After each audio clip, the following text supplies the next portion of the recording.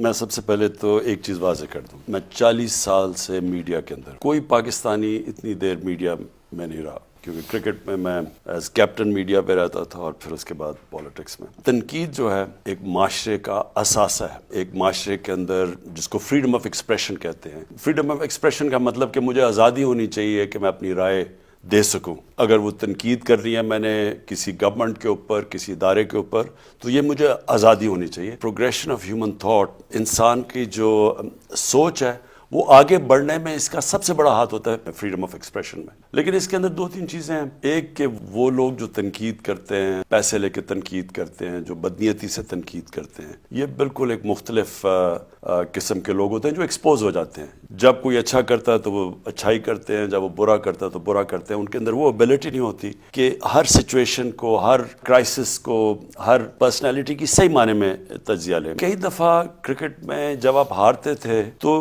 جو صحافی ہوتے تھے ان میں یہ ایبلٹی نہیں ہوتی تھی کہ یہ کیوں ہارے ہیں تو انہوں نے برائی کیا ہوگا، تو رات لیٹ نائٹ سوئے ہوں گے، تو شرابیں پی ہوں گی، تو پارٹیز کی ہوگی، اور جیتے تھے تو پھر وہ ساری۔ لیکن جو سب سے بڑا ایک معاشرے کا اثاثہ ہوتا ہے وہ صحافی ہوتا ہے جس کے اندر صحیح معنی میں تجزیہ کرنے کی اس میں ایبلٹی ہوتی ہے، اس میں تعلیم ہوتی ہے، وہ پڑھا لکھا ہوتا ہے وہ، اور یہ بڑا فائدہ کرواتے ہیں۔ کیونکہ جو وزیر بھی ہوتے ہیں، جو پرائم منسٹر بھی ہوتا ہے، وہ جب اخبار دیکھتا ہے یا وہ میڈیا دیکھتا ہے تو وہ سب سے پہلے ان کی طرف دیکھتا ہے۔ اور یہ میں پھر سے ریپیٹ کرتا ہوں، یہ ایک معاشرے کا اثاثہ ہے۔ تو آپ تنقید بھی کرتے رہیں، کوئی اچھی چیز ہوتی ہے تنقید۔